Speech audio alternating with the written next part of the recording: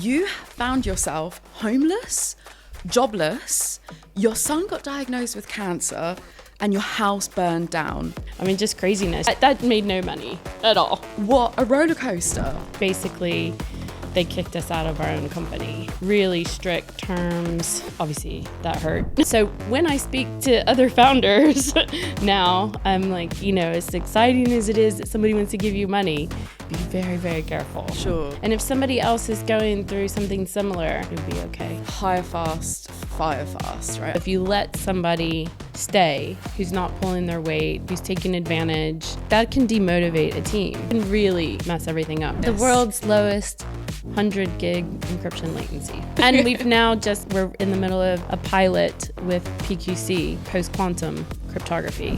Melissa, welcome to the show. I want to get stuck right in. You found yourself in a position where you were homeless, jobless, your son got diagnosed with cancer, and your house burned down. You cannot make this stuff up. Spoiler alert for the listeners, it's a happy ending. Everything is fine. The son is alive and doing well. Melissa's sat here, so it all works out well in the end. But what a roller coaster. Exactly. Oh yeah. my God. I just want to start there. I want to get stuck right in at the deep end. What the hell happened? Oh gosh. So, we started, so when I say, I'm going to say we a lot because my husband and I started businesses before, whereas Sitehop is my co-founder's Ben. But so we started a company, unfortunately, during the recession, and we ended up putting a lot of our own money in it, and it was growing, and we were global, and we had customers, but it was growing so fast that we had to take on investment. So I'll do the short version. Basically, it was U.S. investors, really strict terms, ratcheting where if we didn't hit milestones, and we could go into depth there, but basically they kicked us out of our own company. Wow. So we were like, obviously that hurt. And after a couple of months of crying and drinking, we were like, okay, look, what's a good thing we can do out of this? So we got rid of all of our possessions. We rented one little storage unit for our family heirlooms, and we just, with our two youngest kids, we traveled America and Europe, and we're on non-competes. They're paying us, not to compete with them. Let's make the most of it. And it was at the end of a year, because so the plan was that we would travel for like 2 years, wait out the non-competes. But at the end of the first year, we were in Canada, and our youngest son, who was 6, was diagnosed with leukemia. And it was crazy. We went to the doctor, they put him on a plane and flew him across the country to a hospital that took us 5 hours to drive to catch up with him. And I mean, just craziness. So that happened 2014, and he's, thank God he's fine now. But it was 4 years of treatment. But when he was diagnosed, we were out of country. We were homeless, so we were staying in Airbnbs. We were moving around. So we had no base, we had no family, no job, no health insurance. We had minimal travel insurance. So it was just... Wow. It sounds horrendous. And in America as well, for all of the great stuff it's got going on, the healthcare system is definitely not one of them. It's definitely not. Although I can say, so we lived in Maryland, and Johns Hopkins University is really well known, and they're very, very good. So we decided, so we went back to Maryland for Edward's treatment, and he got excellent treatment. But as far as paying for it, it was insane. So luckily, someone we knew said, hey, let's spin up, he wanted to help us out. He had some money. He said, let's spin up another company. You guys know what you're doing. So, we spun up another tech company while my son's in cancer treatment. Wow. Doing another startup. So that was crazy. And that went on, and that enabled us to get health insurance. Right. But little plug for Obamacare, because we would have been in a lot more trouble if it hadn't been for that. Yeah, no, I can't even imagine. It's not even gonna go there. What I'm curious about is obviously you've had these horrendous setbacks, which you wouldn't wish on anyone. These are some of the worst things that could ever possibly happen that have happened to you. And I know that you are so resilient. I know that it's part of your character as a mom as well, serial entrepreneur. You're obviously gritty. You've got the thick skin and everything. And what I wonder, I heard you talk about you just get on with it, right? Like you've just got to, the baby's crying in the middle of the night. You just got to wake up and sort it out, right? I wonder whether do you thrive in that like real under pressure where it's like the shit has really hit the fan or things are going really well? Like, is that almost, I guess, easier in a sense for you to handle versus like the mundane, like, oh crap, something's gone a bit wrong?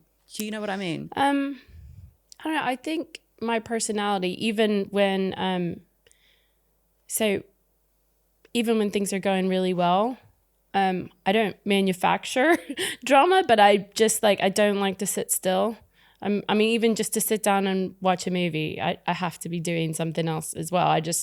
It's really hard for me to just sit still. So, but from a young age, so I grew up in a very religious environment in the Bible Belt of Texas. And so kind of I had to learn to be scrappy from early on because I didn't want to follow the norms. And then just very early on, I learned that whenever there was a difficult time, I just kind of, I don't know if it's healthy or not, but I just kind of put it in a box and just shut it in a room. And I'm like, I'll deal with that later. So even when Edward was diagnosed, my husband will probably kill me for saying this, but like he's the one who fell apart, right? And I said, okay, we have to do this. Now we have to do that. And I just went straight into like survival mode. Exactly. Right. What has to happen right now. And it didn't really hit me for a year. It took a year for me to go, oh my God. Wow. We just went through that. Like, right. Well, we were still going through it, but it's like, so, PTSD is real. Yeah, Jesus. And, you've had some humongous successes. You mentioned that you come from the Bible Belt of Texas, very religious background.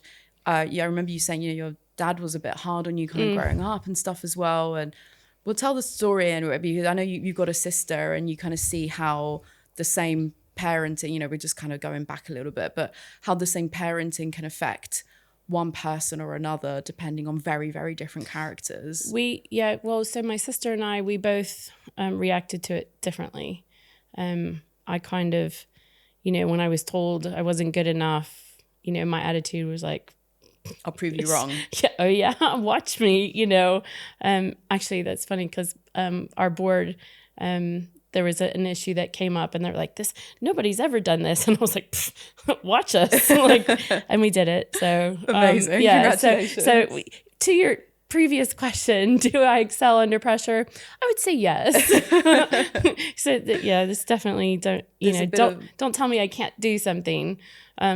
Whereas, my sister tried to go along, just wanted to keep the peace and go along with it more. Whereas I, kind of was ready to buck the system. It's an interesting nature versus nurture experiment is when you've got siblings and you've had similar parenting, similar upbringing, both come from very religious background and everything, and actually the very different responses that you can both have to those situations. So whatever you want to call that, whether it's the entrepreneurial spirit within you, the grit, the resilience, you've obviously got that within you. So going through, I'm going to just stick with the tough times because I'm a masochist and I don't mind because actually, I have come out the other side. Yeah. And if somebody else is going through something similar and they're thinking, how is this ever going to be okay? This is sometimes it helps to hear somebody else has been through it and you'll be okay. Thank you for saying that. That's exactly the point. So when you are in some of those darker times, I guess maybe when you're kind of out, like you said before, when you're in it, it's survival mode, put it in a box, got to get on with life, got to make it happen. That's your natural MO. And then the PTSD hits or something else kind of gets in your way and really kind of grinds at you. What's literally going through your mind in those moments? How do you, to your point, if anyone's going through a tough time, anyone's listening to this, what's the internal narrative that goes through your mind that might help someone listening? So, yeah, I suspect it's a little different with different situations, but I tell my children now, and I guess it's from what I've learned, is when something bad happens, give yourself like a set period of time to grieve, to cry, to just do nothing, but kind of give yourself a set time and say, okay, that's, time's up. It's time to, like, I've grieved. It was sad, but it's time to move on. So that's sometimes easier said than done. And, everybody slides and revisits it. I mean, I was just walking from the station to our office the other day, and there's a big office building being built. And I love construction and building. And I love watching it go up.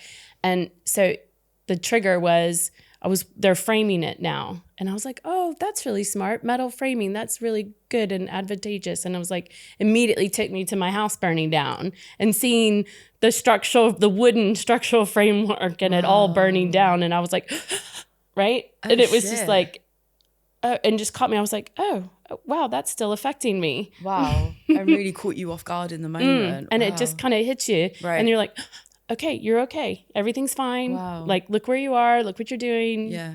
Wow. So there is that kind of other voice, that nurturing that comes in and like, it's fine. It's fine. It's funny you say, you need to give yourself that time to get it out your system. That is backed up by psychological research. There is a point, there's a very fine line, as there is with everything, of it is healthy to get it out, to wallow, to grieve, but you've also got, exactly to your point, you've got to know when kind of enough is enough, because there is a dangerous point where it just goes too far and you are just wallowing and you just go into a dark place. So it's kind of get it out, then, right, okay, wash your face. It's funny because my mum's advice with this it really makes me laugh. So how obviously you've been in the UK for a little while now, so you may have come across the cup of tea being the solution to everything, kind of anything. Right. Weirdly, my mum's got a very niche one, which is having a shower. Okay. So it reminds me of that, where if I'm crying, if I'm upset, if I'm having a dark, going through some dark times, she's like, calm down, get it out. Have a hot shower. Have a hot shower. Okay. I have a sister too. My sister and I always take the mick out of her a little bit. So look, it has definitely not been all dark days for you. Far from it. You've had a lot of success. You've built up very successful businesses. You've had huge teams around you. You've secured tons of funding. You presented at Mobile World Congress, I believe, with Sitehop. We'll get into Sitehop as well in a little bit. So I'm curious, just with sticking a little bit with kind of the motivational theme here as well with you, I'm really intrigued, is what do you think motivates you more? Is it that kind of answering back to your dad with, I'll prove you wrong, watch me, I'm going to go and do it, versus being fueled by the achievements, the positive success? I think it's both. Yeah, cool. I think it's definitely both. That was fueled from early on. When I left university, I was hired into a company called Filtronic. They hired like 20 engineers, junior engineers. They were going through massive growth and just really needed to scale up really fast. I was the only woman hired in this group, so I don't like to focus on women difficulties and issues, but it was definitely there. Wow. Right? There was definitely a boys' club, and it was difficult, and I just worked twice as hard. Wow. to just be like, well, you guys don't want to include me, then I'm going to leave you in my dust. So, I mean, I literally I worked double shifts so that I could go into the machine shop and learn how to machine my own stuff.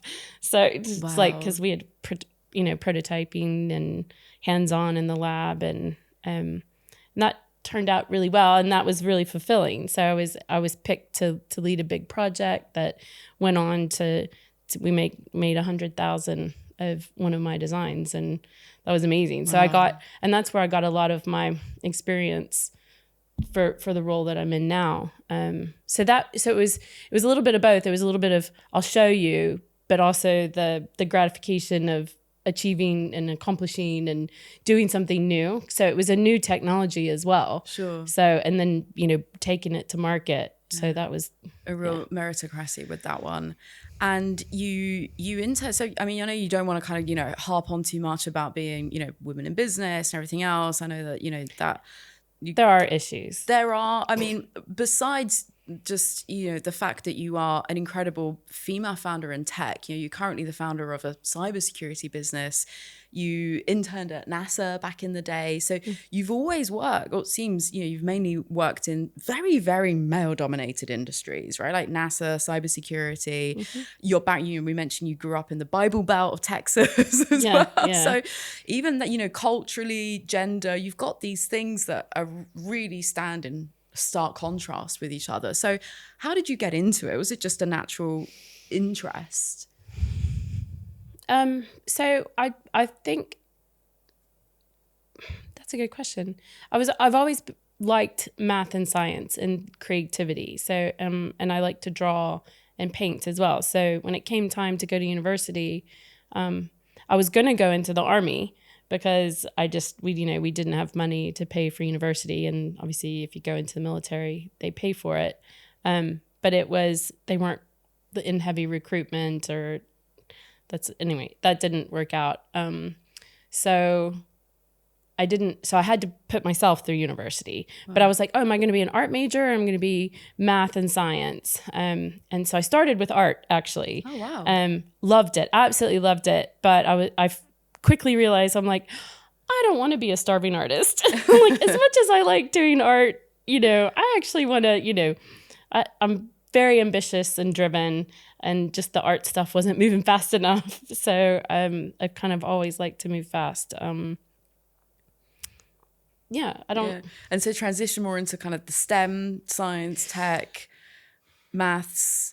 Yeah. So did that. I wanted to, so I thought, okay, math and science and art, I'll be an architect. Well, there weren't any schools in Maryland. In the States, if you stay in state for school, it's cheaper than if you go out of state. Like, you almost pay like international fees or something if you go out of state. So I couldn't do architecture because there weren't any schools that did it. So I picked civil engineering, and then that's where I ended up getting a NASA scholarship and worked at NASA with the civil engineers, so the facilities engineering, which was great. That summer I got to go around the whole base and see everything, because I was working with the buildings, right? So I got to see everything, but I said, I don't think I want to do this day in and day out. So I switched to mathematics and computer science, and then ended up getting my first job as an engineer anyway. Wow. But wireless engineering. Wow, amazing. Were there any female role models that you looked up to at that time? I'm aware of the, see her, be her kind of concept.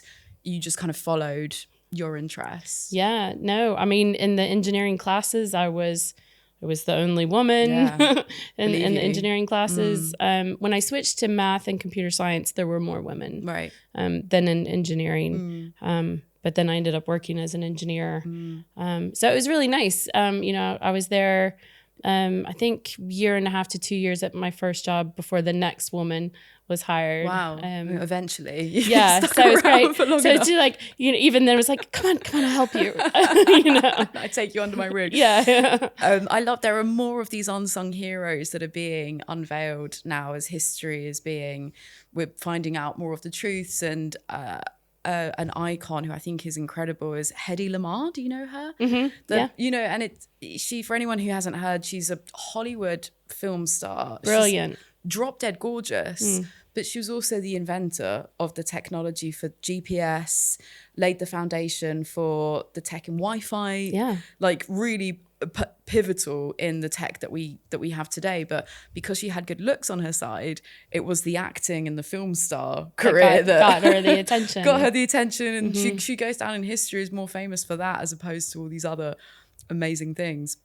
Amazing. So you went into kind of engineering, and then somewhere along the way you discovered actually entrepreneurship is what scratches that itch of moving fast enough and making things happen. And you've had numerous businesses, you built up very successful companies.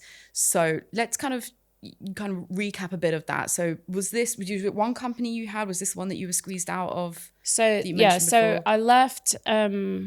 So I met my husband at the company that I joined straight out of university. Wow. And we both worked engineers. And when we decided to date, we left the company. It was just going to be too complicated. So we cashed in our stock options, moved to Florida, had some kids, and then said, "Oh gosh, maybe we should make some more money because we have a lot of kids now."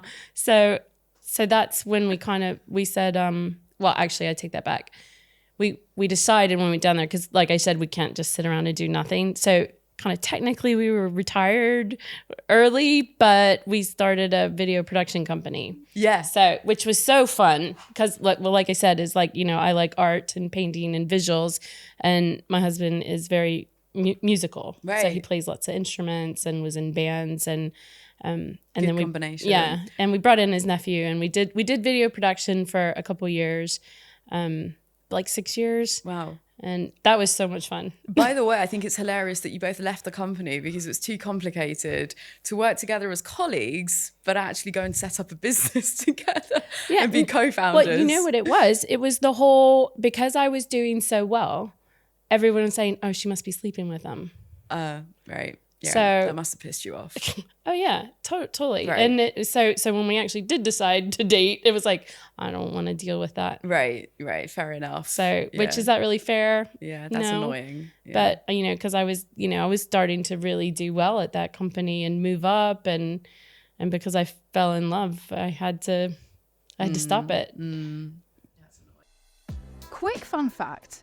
Did you know that the annual spend on outsourcing and hiring agencies is $900 billion this year alone? That's why I'm so proud to collaborate with 50pros.com, a new and fast-growing platform that connects highly vetted agencies with companies looking for their next marketing partner. If you've ever had to source your own agency before, then you'll know unless you've had a good referral, it can be like trying to find a needle in a haystack.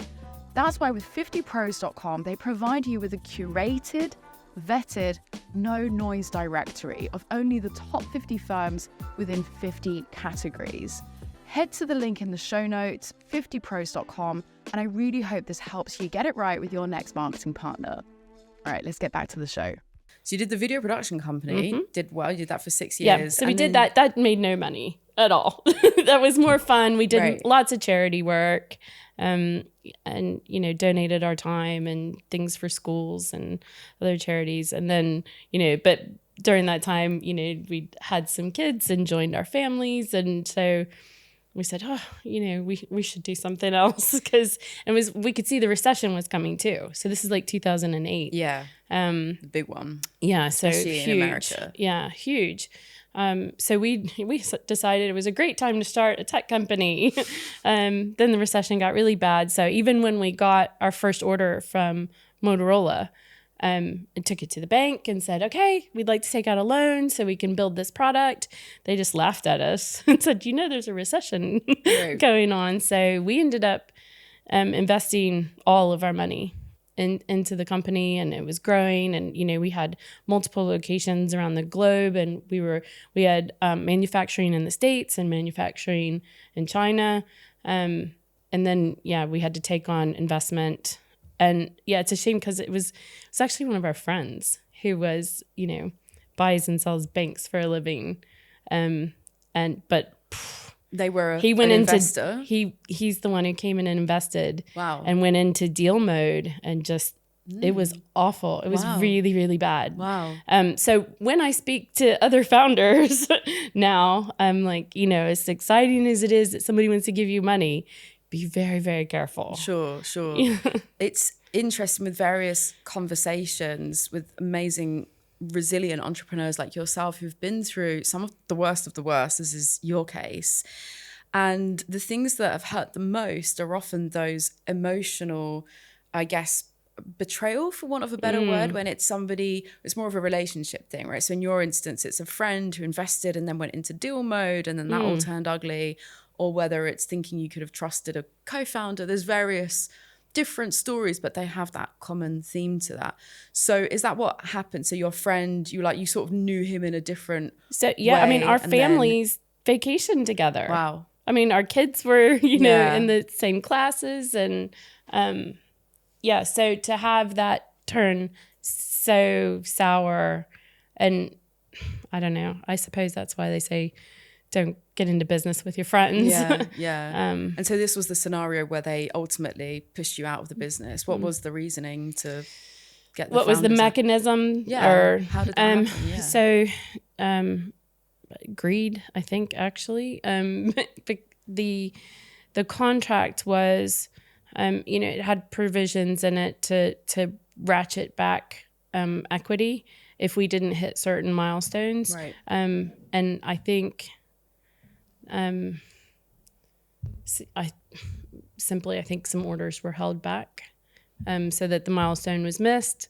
They got more equity, and it just, and they used that to play dirty. Yeah. Right. Yeah. Okay.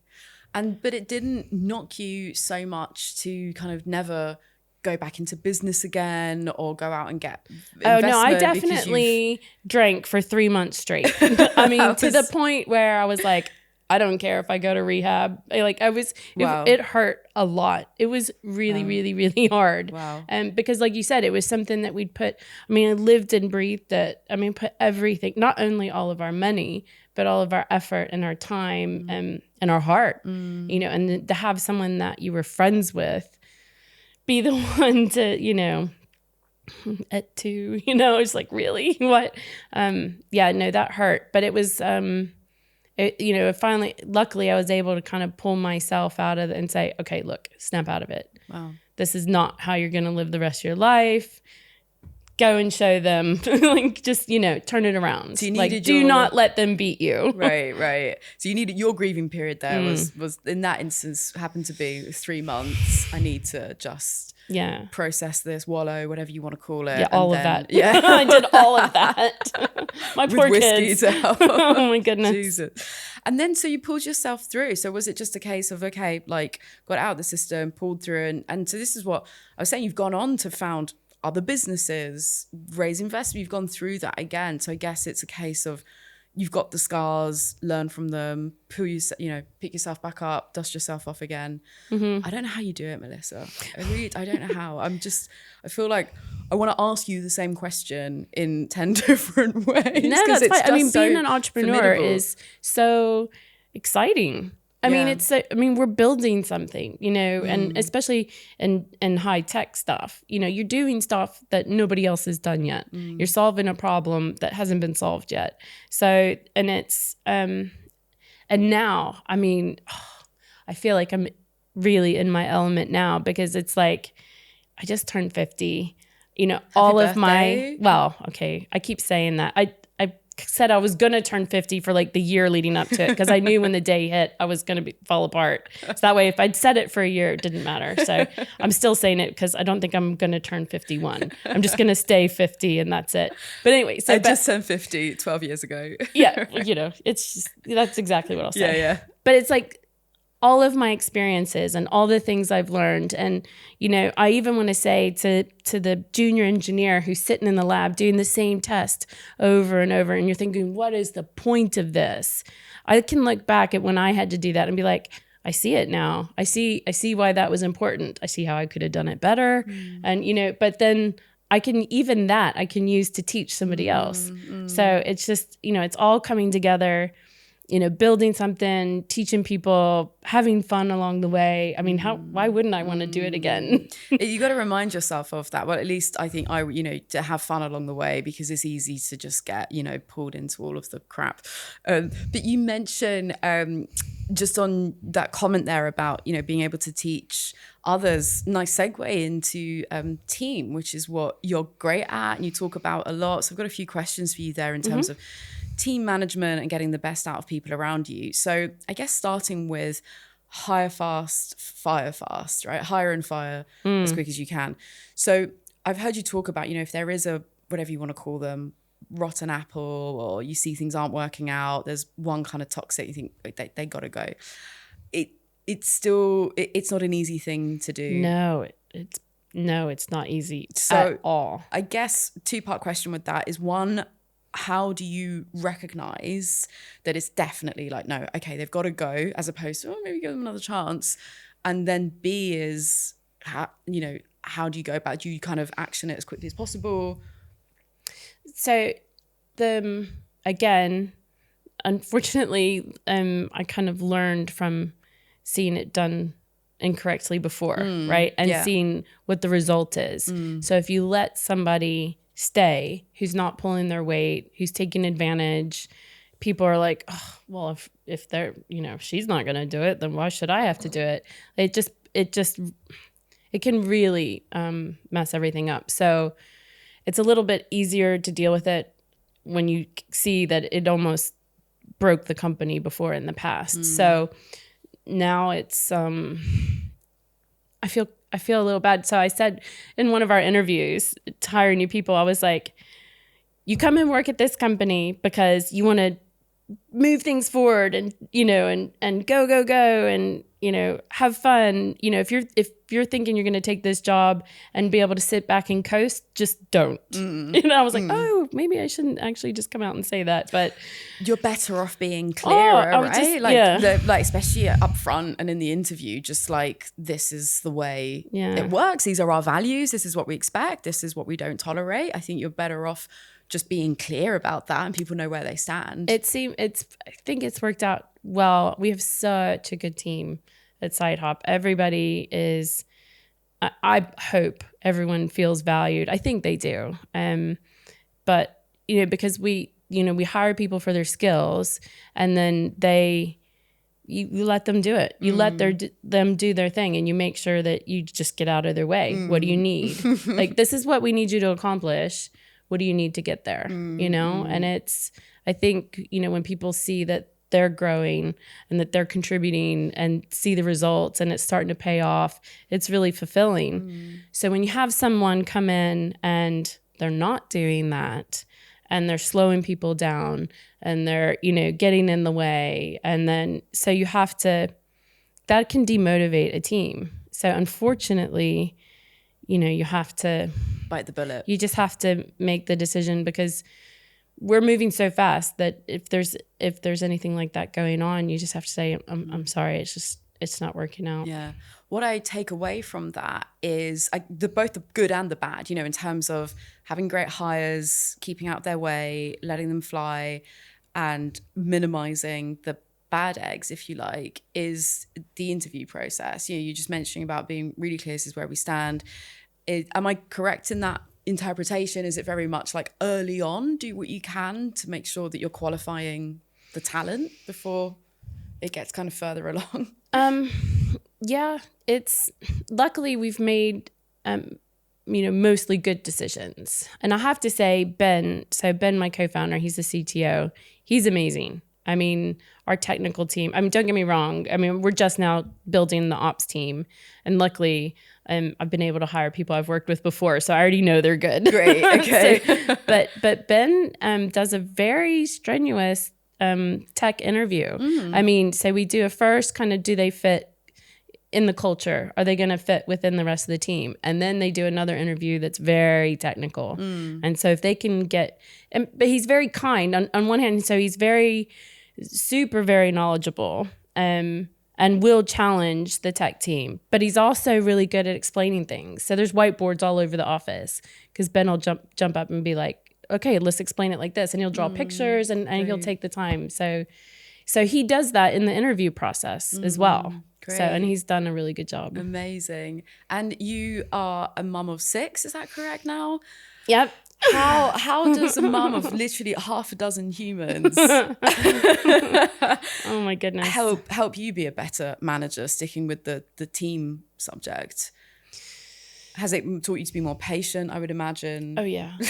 Yeah. Patience is definitely that. Multitasking, knowing that everybody's different. Everybody, just even though we're all in the same family, whether it be my home family or my work family, everybody's different. Everybody has different needs. So you have to adjust to that. I mean, I was lucky that, I had a mentor who was really, really good at that, and could work with anybody and kind of get the best out of them, because he could adjust to the situation and the person, and it just, the people at the company would do anything for him because they knew he had their back. And I'm trying really hard to be like that too. Emulate him or them. Amazing. I love, you mentioned this mentor, learning from others, learning, taking the good stuff. And then earlier on in the conversation, you mentioned about seeing actually how somebody had made the mistake and done things badly, and actually learn from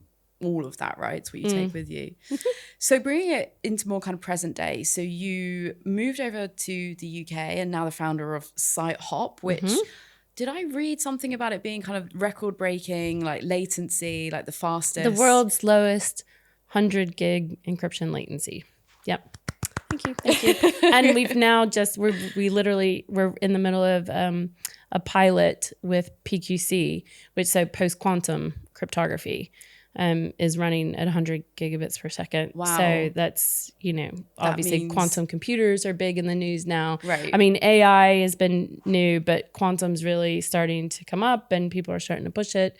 So the fact that, we have post-quantum cryptography is good, because most people don't know that data, they're thinking, the encryption's good now, but there's bad actors who are storing data, and then eventually when quantum computers come on, they can just decrypt it all, right? And then who knows what they're going to do with that information. Wow. So having a post-quantum cryptography now is going to be hot. Wow. Okay. You heard it here first. Okay. Well, I've never heard of PQC before, but they say you learn something new every day. So that's my one. Post-quantum cryptography. Is that what it was? Okay. I'm definitely going to Google that a little bit later. It sounds amazing. So how big is the team now? So we are 6 full-time people. Wow. But we're going to double probably over the next month or two, because we've finished successfto POCs with some global customers. We've been onboarded into 6 different countries as a vendor. We're going to start deploying soon. Wow. So yeah, we're shifting from startup into real grow. Scale up mode. Yeah. Wow. How exciting. Yeah, growing. What were some of the key, I guess, moments in time in the business that unlocked the next level of growth for you? Because now it's easy. Well, easy. It's never easy, but you kind of just rattle on 6 countries and everything else. But I guess, like, what was the first big contract? How did you get in there? How did that help unlock the next stage? So relationships. Okay. Don't burn bridges. Right. So it was just except if they're with investor friends who squeeze you out your own company. Yeah, thanks. Maybe burn that bridge. That's one you can burn. Haven't spoken to them. No, we before we even officially started, the first week of January of 22.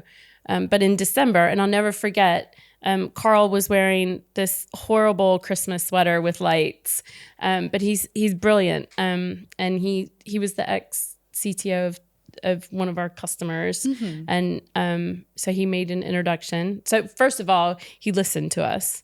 He gave Carl, us time. by the way? So sorry, Carl Perkins. I don't think he'll mind if I say it. He was our first advisor. Okay, and he's brilliant. He's amazing.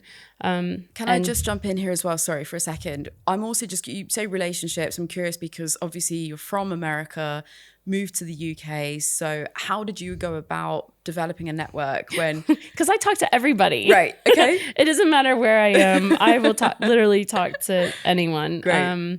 So it's easy for me. So that was your strategy. So first and foremost is if you're an extroverted character that is able to go and talk to people, use what you've got, get out there, network. Exactly. Okay. Yeah. Well, I mean, it's not even work for me. It's just, I love it. I just love talking to people. And, my mom did the same thing, could stand in the grocery line and have a full-blown conversation with the person standing next to her, and I was like, oh, Mom, and my kids do it to me. But it's funny because they're becoming adults and they're doing it now. I love it. I love seeing that they do it now. But so Carl, he's very technical. So Ben and I both get mentorship and advice from him. So he's been amazing. That got us in front of, so we were introduced to the CTO, who then said, oh, talk to my next gen team. And then that just got, when we were able to present, this is what we've done and this is how we've done it differently. And just with the UK versus US thing as well, I'm curious, what have you noticed in terms of the networking, the referrals kind of thing compared to, culturally between the two places? It's just follows the stereotype, actually. Does it? So, I mean, networking itself, I think everybody networks kind of the same way. It might be a little more outright and bold on the American side. I've noticed Americans get to the point a little bit quicker, which is sometimes comes across as rude. That Sorry, everyone. So I just kind of apologize in the beginning and say, look, obviously you can tell I'm American. Just, I like to just get right to it and get to the point, which I think has helped us with a British company because a lot of the Europeans and British, they're obviously more reserved. I mean, it's all the stereotype. Right. Very reserved. Exactly. More formal. Yeah. And then here I come. Poor Ben, my co-founder, is like, oh, Melissa. I'm like, sorry. But that's exactly what I'm curious about, because I got a bit of a culture shock coming to the UK over 10 years ago now. It's like, wow, it really is. Where are you from? I grew up abroad. So yeah, obviously very British accent. But yeah, like I've been in London for over 10 years, and it really did. I was like, wow, like the reservedness, these things, culture, they're intangible. You can't quite put your finger on it, but it doesn't mean that it's not there. And very much networking, especially in business. I haven't done much business in America, but I'm aware of that stereotype of, the movers and shakers, a bit more outspoken, right? How can you help me? How can I help you? Well, let me give you an example of that. So when we raised the first time, we were pitching to British investors, angels and VCs and things. And it was all very much the same. And then we got introduced to an American angel who was very polite. We did the pitch the normal way. And then he's like, okay. Melissa, do you want me to tell you what I really think? And I was like, absolutely. And he's like, great. I hate this slide. Get to the point here. What are your numbers? Tell me your numbers. Yeah. And I was like, I loved it. And Ben's like, what's happening? So I'm all for it. It's brilliant. I loved it. And so he's still with the company too. As much as I've got this super British accent, I don't know whether it's there's some Americanism, which, is just, it saves time. It's get straight to the point. I want to cut through the waffle. I mean, the interview, I just wanted to get straight into the fact you were homeless, jobless, and some with cancer and housebound. I just want to get straight down to it. Okay, so going back to Sitehop. Yeah. So you kind of leveraged your chattiness, if you like, got networking in a new country as well, built up a new network, relationships matter, got introduced, one thing led to another. And so really just kind of leveraging that to continue to grow the company. Yep. Right? So we got, so that helped. Then we went to, Ben and I, so Sitehop's based in Sheffield. We traveled down to an event, a cyber, founder investor event in Cheltenham. Right. So we, jumped in his van, first company road trip, went down, and we met our first angel investor there, which was amazing. So we got there, but it was because we were, I dragged Ben along, and we just went and started talking to people, and then that it just kind of snowballed from there. That our first angel, Richard, was really excited, and then he started to make introductions, and then that helped us raise our first money, which means, so since we're a hardware company, so what we do, the reason we're able to achieve the latency and the throughput that we do is because it's in hardware. It requires more investment because it's expensive. It's one thing to have a laptop and write code on it versus having to actually build 100 gig network in the office, right? So that sped that on, and then we just started hitting milestones. Amazing. And yeah, it's Congratulations. And so it's continuing on the upward trajectory now, it seems. You mentioned about doubling the team. Can you share what's coming up ahead, or do we need to watch the space? so a little bit of watch the space. I suspect, I mean, I can say that we're raising our seed round, and which I actually love. There's a lot of founders who hate raising money. You're the first person I actually like it because I get to talk to so many people. I get to gush about our company and what we're doing and how we're amazing. And I'm like, in a way I'm going to miss it, but actually not. It's like being pregnant. Like, oh, I love being pregnant. Oh my God, get the kid out of me, right? So it's like, oh, I love fundraising. Okay, I'm ready to get back to work now. Right? Wow. So that's kind of where we are. But yeah, I'm really excited to get back in front of customers, because honestly, we've got a ton of traction, and we've got one salesperson in Brazil. Wow. And we've got a massive amount of traction. So I can't wait to really build our sales team and go to market. Great. And really start Roll up promoting your the sleeves company. again. Yeah. You are the first founder I think I've ever heard that actually enjoys the fundraising process. I think because I believe in it. So I believe in the company and our team and our product. And I know we have something. Yeah. Because I've done tech companies before. Yeah. And I know we had something then, but it was a little bit better. Right. We could do it a little bit better. We could save them money. Right. But it was a little bit harder sell. Whereas what we have now is a jump forward. Wow. Right. It's a leap forward. So it's kind of, you've got the conviction. it's starting to like sell itself. Wow. So it's wow. Yeah. What about the rejection though? Like that's what I always hear is the no's, especially with the VCs, the egos, the attitudes. Does none of that get in the way for you? Oh no, I did get, so we've had a couple of no's. Mostly they say because we're too small right now.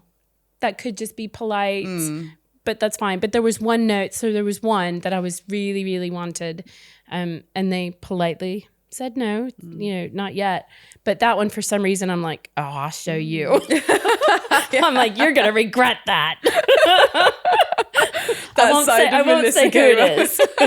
You're going to show them. I'll show you. Love that. It's so interesting to unpick a little bit of what motivates somebody like you. Again, that like, I'll prove you wrong, as well as all the positive stuff. Melissa, you've been fantastic. I definitely feel like I could chat to you all day. I know you love a good chinwag as well. Final question is the best lessons often come from the biggest mistakes. Oh, yeah. Hence the title of the podcast, Strategy and Tragedy. You've had a lot happen to you. What would you say, we may well have already covered it, but what would you say is one big tragedy, if you like, that has really stuck with you and you're like, I'm never making that mistake ever again? Well, I suppose, Oh, that's a good one. What mistake am I?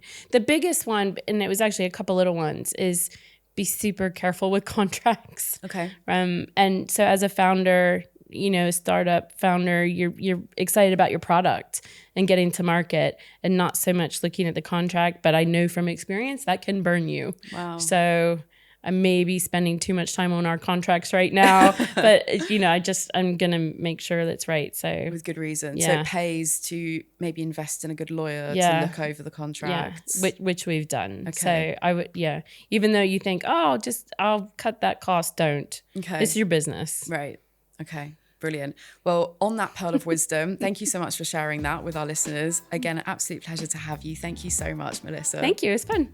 Thank you so much for listening to this episode. I really hope that you enjoyed it and that you've learned something new that you can apply to your own business. Don't forget to hit that subscribe button. It really, really helps me out. So thank you so much again, and stay tuned for the next one.